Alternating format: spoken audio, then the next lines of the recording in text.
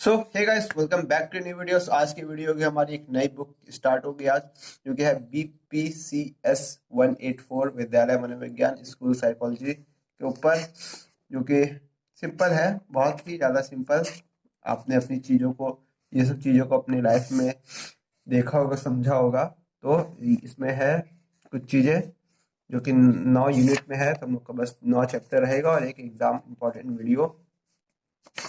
ठीक है, तो बहुत ही सिंपल सी है, इसको आप अपने से रिलेट करके पढ़ोगे ज़्यादा मजा आएगा। तो पहला यूनिट है हम लोग की विद्यालय मनोविज्ञान, एक विहंगा अवलोकन। विहंगा अवलोकन मतलब विहंग अवलोकन। ठीक है, विद्यालय मनोविज्ञान की परिभाषा हम लोग है 1.1। ठीक है, विद्यालय मनोविज्ञान शैक्षिक शैक्षिक मनोविज्ञान की तरह है। दोनों बच्चे के वातावरण पर जोर देता है और दोनों ही बच्चों के विद्यालय शिक्षा को सफल बनाने की दिशा में काम करता है। क्या करता है? दोनों ही बच्चों के विद्यालय की शिक्षा को सफल बनाने की, मतलब जो आप सीख रहे हो वो एकदम कंठस्थ रहे और हमेशा आपको याद रहे और इससे आपको कोई कठिनाई ना हो, इस चीज़ों पे रहता है विद्यालय मनोविज्ञान और शैक्षणिक मनोविज्ञान। विद्यालय मनोविज्ञान में बच्चों का विकास से संबंधित और बचपन के विकारों के बारे में पर्याप्त जानकारी होना जरूरी है और इस तरह के नैदानिक मनोविज्ञान की तरह मनोवैज्ञानिक मामलों की जानकार होता है। विद्यालय मनोविज्ञान छात्र के मानसिक स्वास्थ्य संबंधी दायित्वों का निर्वहन करता है। विद्यालय मनोविज्ञान में परामर्शदाता मनोवैज्ञानिक के गुण के भी परामर्शदाता मनोवैज्ञानिक के गुण भी होते हैं, क्योंकि यह छात्र केंद्रित है तथा व्यक्तिगत स्तर पर मनोवैज्ञानिक सत्रों का आयोजन करता है। मतलब जिसको जैसे जरूरत है, जिसको क्लास में कोई कठिनाई हो रही है, उसको अपना सत्र दिया जाता है मनोवैज्ञानिक परामर्शदाता का। ठीक है, विद्यालय मनोविज्ञान में हस्तक्षेप और सुरक्षात्मक कार्यक्रमों का आयोजन करता है। ठीक है, जिससे लोगों का शिक्षक और अभिभावकों से सलाह मशवरा करता रहता है, जिससे पेरेंट्स टीचर मीटिंग के तौर पर समझ सकता है। विभिन्न प्रकार के मानसिक स्वास्थ्य संबंधित दायित्व को पूरा करने के लिए नए नए मनोवैज्ञानिक उपाय की खोज भी करता रहता है। खेल के द्वारा लोगों को कोई चीज को समझाना, किसी चीज को देखना, आजकल प्ले स्कूल में ये सब हो रहा है। लोगों को खेल खेल में बहुत सारी चीजें बता दी जाती है, इस चीजों का अच्छाई और बुराई है, हैंड वॉश करना, कैसे कैसे चीजों को समझा दिया जाता है। ठीक है, तो अब इससे हम आगे बढ़ते हैं थोड़ा सा। 1.2 विद्यालय मनोविज्ञान की आवश्यकता और प्रासंगिकता क्या है, क्या आवश्यक है विद्यालय मनोविज्ञान, इसको देखा जाए। ठीक है, वर्ष 2011 की जनगणना के अनुसार भारत में 0 से 14 वर्ष की आयु की जनसंख्या 37 करोड़ थी, बहुत ज्यादा है। जो कुल जनसंख्या का 30% में बच्चे 2018 में सांख्यिकी मूल्यांकन है। देश में सरकार ने बच्चों में शैक्षणिक आवश्यकता की पूर्ति के लिए अनेक महत्वपूर्ण योजना लागू कर की है, जैसे जैसे सर्व शिक्षा अभियान, सबको शिक्षा मिले तथा शिक्षा का अधिकार। ठीक है, वह शिक्षा सबका अधिकार है। इसका उद्देश्य कक्षाओं में बच्चों की अधिक से अधिक उपस्थिति सुनिश्चित करना है। बीच में ही पढ़ाई छोड़ने वालों की संख्या में कमी लाना है। कई लोग आ तो जाते हैं स्कूल में, लेकिन दिमाग के ढक्कन में कुछ जा ही नहीं रहा है, मतलब बोतल में।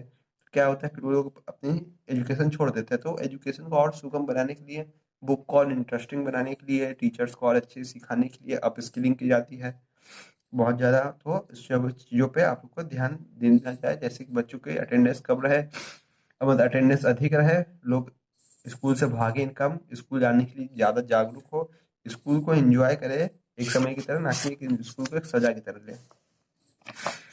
ठीक है, भूल गए, पीछे ही तो थे हम लोग। विद्यालय परिषद के बच्चों को दाखिला करवाने के लिए, विभिन्न समुदायों को आकर्षित करने के लिए, सक्षम बनाते हैं। मानसिक स्वास्थ्य कार्यक्रम लागू करने के लिए विद्यालय से बच्चों को जोड़ने की सफलता मिलती है, कि बच्चों को जोड़ने के लिए मतलब दिखाना कि बच्चे क्या क्या सीख रहे हैं। आज के समय में हम लोग जो जो नहीं किए थे, खेलों को बहुत बढ़ावा दिया जा रहा है स्कूल में, और नई नई स्किलिंग को और अच्छे से बढ़ाया जा रहा है। नहीं तो ये सब चीज़ों को फालतू बोल करके रोक दिया जाता था पुराने जमाने में, और आज भी ऐसा कई जगह होता है।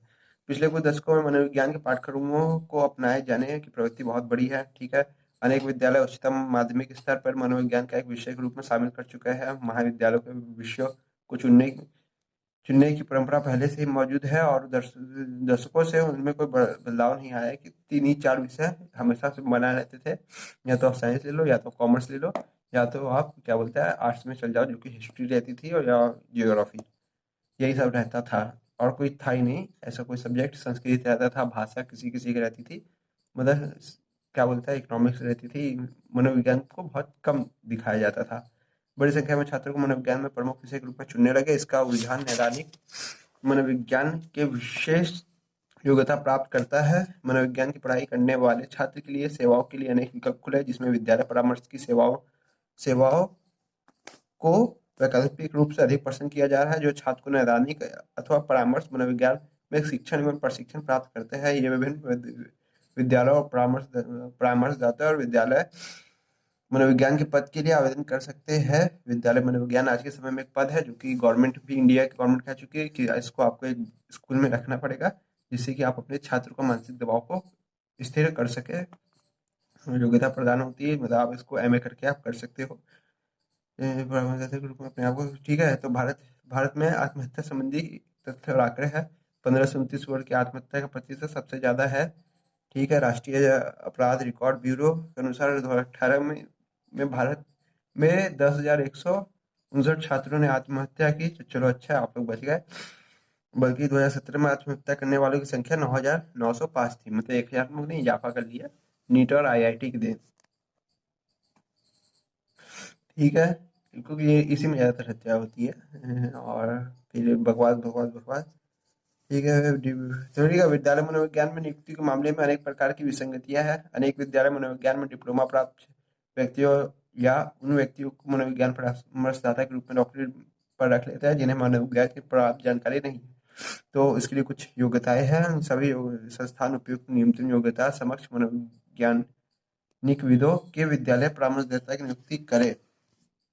तो इसमें देखो, जैसा कि हम बताया कि आप लोगों को दिया है कि केंद्रीय माध्यमिक बोर्ड सीबीएसई ने परीक्षा से चिंतित छात्रों को मनोवैज्ञानिक परामर्शदाता को, को दिया जाता है। और हमारे प्रधानमंत्री भी आज के समय में इस सेशन में जुड़ते हैं, जिसे क्या बोलते हैं, एग्जाम पे चर्चा, या क्या बोलते हैं, ऐसी कुछ रहता है जिसमें वो बहुत खुल के स्टूडेंट से बात करते हैं और उनको एग्जाम के डर से उभारते हैं कि ऐसे कुछ भी नहीं है।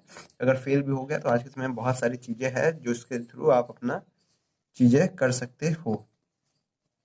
ठीक है, तो इसमें दिया है कि एग्जाम से पहले सीबीएसई अपने एग्जाम से पहले एक काउंसलिंग करवाता है, सारे स्टूडेंट को एक साथ रखाता है और एग्जाम के लिए विशेष चर्चा करवाता है, जिसमें कि नई शिक्षा नीति के शिक्षकों को प्रशिक्षण पर विशेष जोर रूप से बल और जोर दिया गया, जैसे कि इसमें छात्रों को रचनात्मक प्रभाव पड़ेगा और विद्यालय मनोविज्ञान के दबाव में कमी आएगी।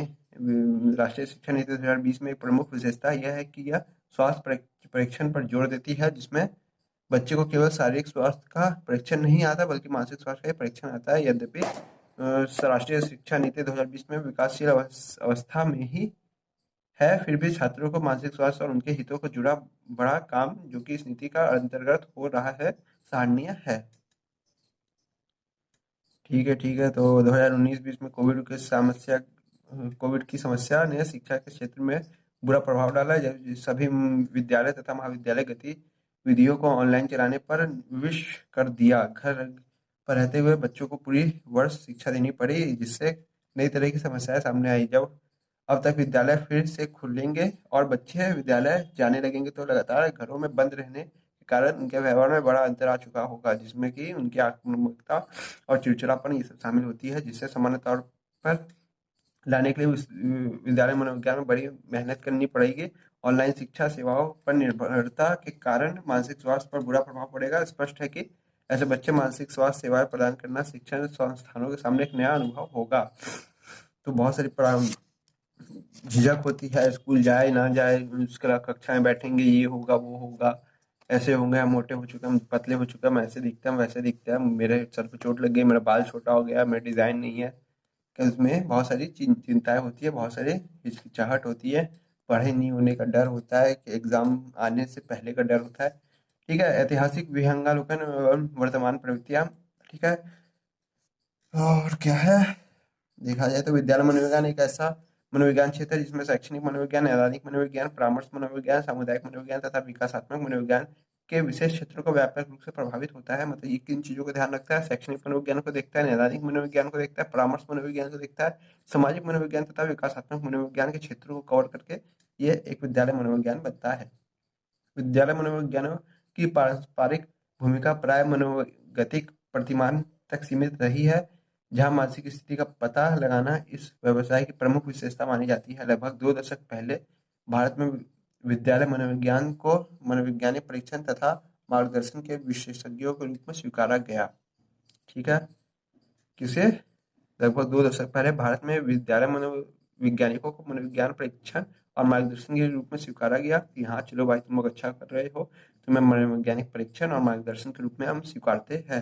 परंतु इनकी भूमिका विद्यालय तक ही सीमित रही तथा विद्यालय मनोविज्ञान की स्थिति में कुछ इस तरह बन गई। उनकी भूमिका अस्पष्ट हो गई कि वो क्या कर रहा है, कि हर समय जरूरी है ना कि लोगों को प्रॉब्लम हो तो उनको कोई आप जाइए ये क्लास ले लीजिए, आप जाइए वो क्लास ले लीजिए। उन्हें वे काम सौंप दिए गए जो उनकी दक्षता के दायरे में नहीं आते थे। जैसे कि बताया गया किसी भी क्लास में उनको भेज दिया गया कि आप ये वाली कक्षा पढ़ा लीजिए, आज फलाना टीचर नहीं आए। उनके बारे में भ्रम की स्थिति बनी नहीं कि उनकी भूमिका मनोवैज्ञानिकों की है या परामर्शदाता की, मतलब वो परामर्श देंगे या मनोविज्ञान की मदद से अपना अपना रिसर्च में ही मनोवैज्ञानिकों की तरह काम करेंगे। शिक्षकों तथा अभिभावकों ने उन्हें गैर व्यवहारिक अपेक्षाएं रखी कि ये हमारे बेटे के सब कहानी सही कर देंगे, हम इस स्कूल में भेज देंगे तो ये ऐसे है वो वैसे है, सब बढ़िया हो जाएगा। विद्यालय मनोवैज्ञानिकों को नैदानिक मनोवैज्ञानिकों जैसा स्थान नहीं दिया गया है। ठीक है, मतलब वो है तो नैदानिक मनोविज्ञान जैसा काम कि उनकी उनके अंदर की विकृतियों को पता लगा कर उनका उपचार किया जाता है स्कूल की शिक्षा के दौरान ही, लेकिन उन्हें नैदानिक मनोविज्ञान जैसा स्थान नहीं प्रदान किया जाता है।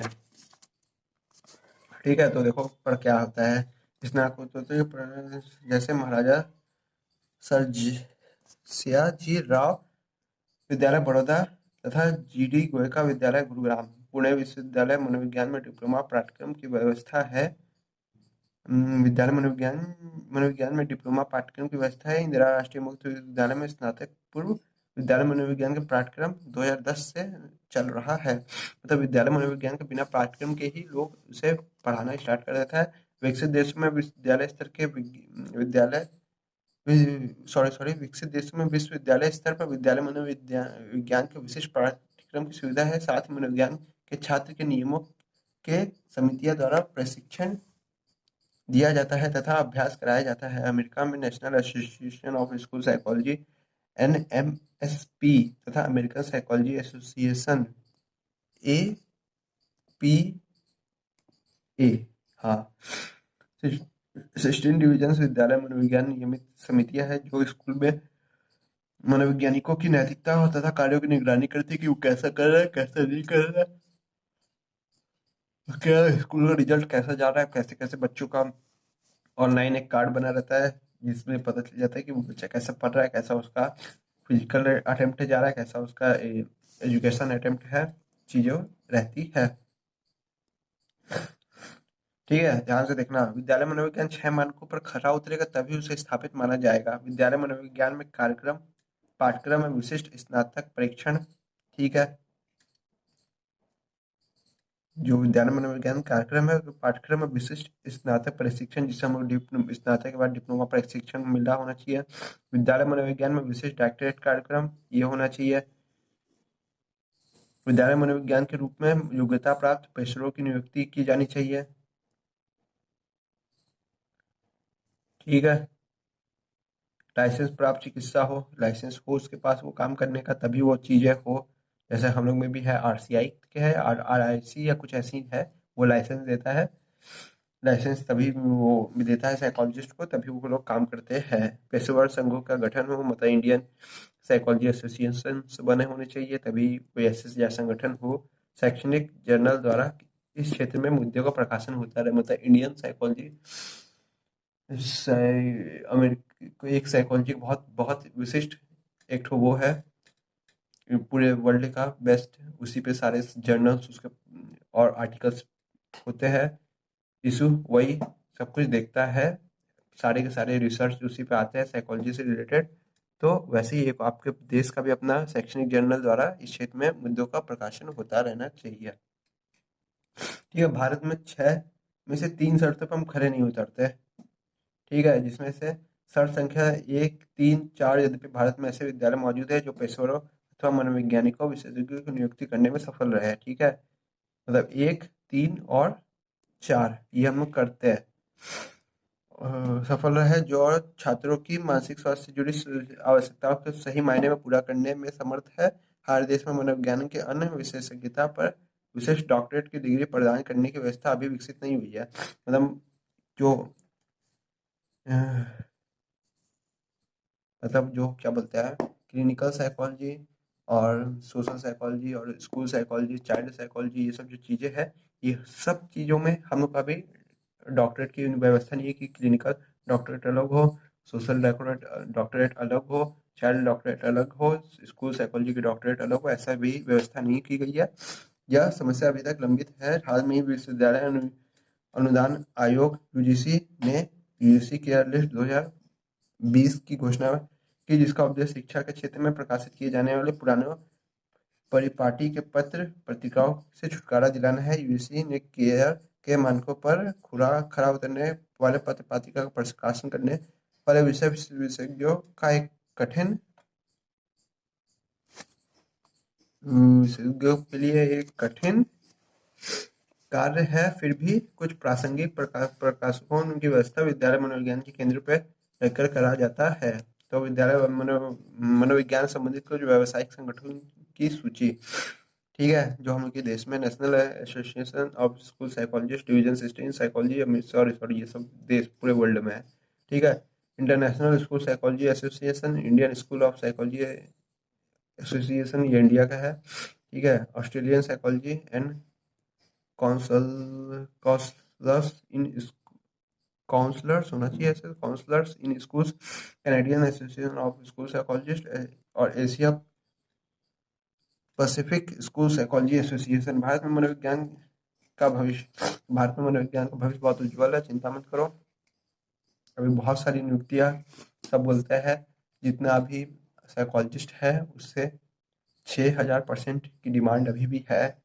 तो भारत में मैं भविष्य में विद्यालय मनोविज्ञान का विस्तार पाने में विकास करने की व्यापक संभावना है। जैसे कि पहले बताया, INSPA जैसे संगठनों के लिए ये जरूरी है कि वह विद्यालय मनोविज्ञान की आवश्यकता स्तरीय आकलन उपकरणों के विकास के लिए काम करे। भारत में एक विविधताओं वाले तथा अनेक संस्कृति वाले देश है, जहाँ 22 भाषाओं में कामकाज होता है। अनुसंधानकर्ताओं तथा मनोभीतिवादियों को आकलन के उपकरणों को खोजने के लिए ठोस प्रयास करने होंगे, क्योंकि वह भी सांस्कृतिक रूप से संवेदनशील है। एक बड़ी आवश्यकता यह है कि भारत में विद्यालय मनोविज्ञान परिषद की स्थापना की जाए, जो विश्वविद्यालयों में विद्यालय मनोविज्ञान के व्यावसायिक परीक्षण संबंधित विशिष्ट नियमों का विकास कर सके।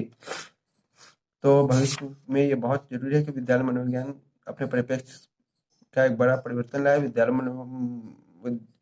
परिवर्तन लाए, विद्यालयों में मानसिक स्वास्थ्य संबंधी समस्याओं का समाधान करने के लिए समुदाय आधार प्राप्त करे, ठीक है।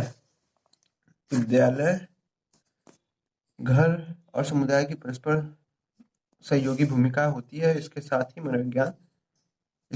ही विद्यालय मनोविज्ञान की भूमिका तथा महत्व का विद्यालय के अन्य पेशेवरों की तुलना में अलग हटकर देना चाहिए। कहानी बहुत लंबी चौड़ी है, मतलब हर चीज़ों को ध्यान में रखना चाहिए, खास करके प्रिंसिपल को स्कूल के ध्यान रखना चाहिए कि स्कूल के स्टूडेंट को कैसी परेशानियाँ, कैसी दिक्कत हो रही है और कैसी विद्यालय मनोवैज्ञानिक उनके छात्रों का उस तरीके से कैसे निवारण कर रहे हैं और कैसे उनका निवारण हो भी रहा है, क्या उनके ग्रेड में सुधार हो रहे हैं। तो विद्यालय मनोविज्ञान की भूमिका तथा उनके कार्य लंबे चौड़े हैं। विद्यालय मनोविज्ञान की उनकी विसंगति देखने तथा मिलती है। विद्यालय की भूमिका की कार्य की अपेक्षा की जाती है। इनका विवरण इस प्रकार है। प्रत्यक्ष सेवाएं, भारत में विद्यालय मनोविज्ञान के छात्रों को परामर्श के रूप में अपनी प्रत्यक्ष सेवा प्रदान करते हैं। छात्रों और विद्यालय संबंधी तथा शिक्षा संबंधी तनाव और युवा के बीच संदर्भ संबंधों को लेकर उत्पन्न होने वाले समस्याओं के समाधान प्रभावी ढंग से उनका मार्गदर्शन करते हुए विद्यालय मनोवैज्ञानिक परामर्शीय सेवाओं द्वारा करते हैं। आकलन, उनका आकलन किया जाता है कि कैसा उनका आकलन है, जैसे शैक्षणिक आकलन हो गया, किसी भी चीज़ का आकलन। क्या है, अल्पकालिक परामर्शदाता के रूप में छात्रों की नौकरी की तैयारी करवाने के लिए उनका आकलन किया, जैसे कि उच्च माध्यमिक छात्रों को अभी क्षमता परीक्षण का उद्देश्य विद्यालय मनोवैज्ञानिकों की आमंत्रित करते हैं। विशेषज्ञ विमर्श, जैसे करियर काउंसलिंग जैसी चीजें कही जाती है, पहले बुलाया जाता है, आजीविका देखी जाती है, तुम क्या करना चाहते हो, कहाँ जाना चाहते हो, तुम क्या पढ़ना चाहते हो, IIT बनना चाहते हो तो कैसी ग्रेड्स है, तुम्हें कौन से इंस्टीट्यूट में जाना चाहिए। फिर रक्षात्मक सेवा, सामुदायिक मनोवैज्ञानिक जैसी भूमिका निभाने के लिए विद्यालय मनोवैज्ञानिक विद्यालय में अधिक से अधिक छात्रों को उपस्थिति सुनिश्चित करने का उद्देश्य से बच्चों को अभिभावकों के बीच पहुंचकर उन्हें विभिन्न सुरक्षात्मक मामलों में आश्वस्त करते हैं कि आपके बेटे को कोई खतरा नहीं है, आप स्कूल भेज दो, हम संभाल लेंगे। और इसको इंटरेस्टिंग बनाए कैसे पढ़ाई को, जिससे कि बच्चे का अटेंडेंस हमेशा बढ़ती रहे। हस्तक्षेप विधि बनाई जाती है जिससे उनकी किसी भी प्रॉब्लम में हस्तक्षेप किया जाता है, परंतु जीवन के स्वस्थ सफल बना सके। वही है हस्तक्षेप किसी भी जिनमें उनकी महत्वपूर्ण चिंता, निर्णय लेने की क्षमता, तनाव का सामना करने की क्षमता, संवेग को नियंत्रण रखने की क्षमता आदि इसमें संबंधित समुचित जानकारी प्रदान करना है। परामर्श तो उनसे विद्यालय मनोविज्ञान विद्यालयों में बच्चों के मनोवैज्ञानिकों के हित के लिए समर्पित होता है, अतः इसकी भूमिका छात्रों की शिक्षा संबंधी कठिनाइयों अथवा व्यवहारिक समस्याओं पर केंद्रित होती है। विद्यालय मनोविज्ञान छात्रों छात्रों उनके अभिभावकों तथा शिक्षकों के बीच जुड़ी समस्याओं के मामले में परामर्श दे सकता है और कैसे कैसे आप उसे दूर कर सकते हो, कैसे अपने बच्चे के दोस्त बन सकते हो। समावेशी शिक्षा, जहाँ आप दिव्यांगजनों, अंधे, लूले, बहरे सब लोग को एक जैसे शिक्षा के रूप में डालो, उनको दिखाओ कि ये चीजें विभिन्नताएं नहीं है, कोई रोग नहीं है। समावेशी शिक्षा है, हर तरीके की व्यवस्था की जाती है, आधार भूमि और एक जैसे समानताएं दिखाना। शैडो टीचर उनके हमेशा साथ रह के उनको चीजें सिखाने जैसी चीजें भी होती है। ठीक है, तो कहानी बहुत लंबी चौड़ी हो गई है, 21 मिनट का वीडियो हो गया है। तो पहला चैप्टर होता ही है थोड़ा बड़ा, और पहला चैप्टर ही हम लोग का पार्ट 1 भी था। हम लोग को अब कंप्लीट करना है अपना पार्ट 2, बच्चों तथा किशोर में विकासात्मक कारक। तो हम लोग मिलते हैं अपने गाइस एक नेक्स्ट यूनिट में, जिसका होगा यूनिट 2। वीडियो की जैसी भी लगी हो आपको लाइक करना ही है, करना है। और अगर किसी भी तरह की कोई डाउट और प्रॉब्लम हुई है तो कमेंट बॉक्स में कमेंट करना। मिलता है गाइस एक नेक्स्ट वीडियो में। और किसी भी तरह की कोई पर्सनल क्वेरी और कोई प्रॉब्लम हो तो आप डिस्क्रिप्शन बॉक्स में दी हुई किसी भी एक लिंक पे मुझे डायरेक्टली मैसेज कर सकते हो। So thank you for watching guys. मिलते हैं एक नेक्स्ट वीडियो में। जाते जाते चैनल को लाइक और वीडियो को सब्सक्राइब करते जाना। Tata bye bye.